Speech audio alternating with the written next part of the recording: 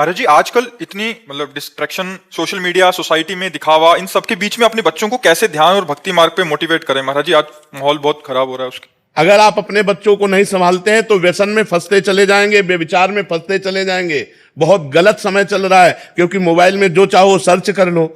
अपने शिष्यों के जो बच्चे हैं वो आके बताते हैं कि महाराज जी, यदि हम गर्लफ्रेंड नहीं बना रहे, हम कोई नशा नहीं कर रहे, तो हमारी बेइज्जती करते हैं, अपमान करते हैं।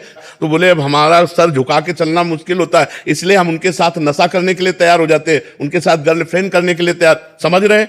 जो बच्चे आध्यात्मिक परिवार के हैं उनको भी गलत बच्चों का इतना प्रेशर पड़ता है कि वो भी गलती करना स्वीकार कर ले रहे हैं।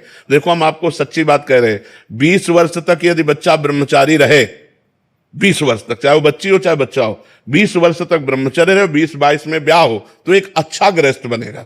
वो संतानोत्पत्ति उसकी अच्छी होगी और वो खुद स्वस्थ बना रहेगा। अब 20-22 तक तो डिप्रेशन में पहुंच जाते हैं। एक पुलिस ऑफिसर आई थी, उसका लड़का यहीं बैठ के कह रहा था कि मैं इतना हस्तमैथुन करता हूं दिन में कि अब मैं आत्महत्या करना चाहता हूं, ये तो मां मुझे लेके आई है, नहीं तो क्या करना चाहता हूं।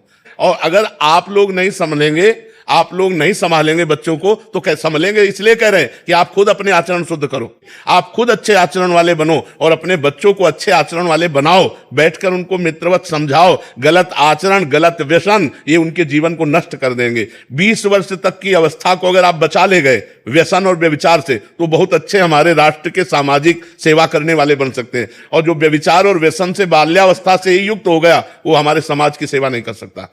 इसलिए ये अवस्था बहुत बचाने की जरूरत है। और इसी अवस्था में दुर्गुणों का, दुराचार का प्रवेश हो रहा है। आप देख लो, अगर बच्ची का स्वभाव बन गया गलत, बच्चे का स्वभाव बन गया 4 गर्लफ्रेंड बनाने वाला, तो वो अपनी पत्नी में संतुष्ट नहीं रहेगा, वो अपने पति में संतुष्ट नहीं रहेगा। हम चिल्ला चिल्ला के कह रहे हैं इसको समझ जाओ, समझ जाओ, नहीं तो परिणाम खुद आप देख ही रहे हो।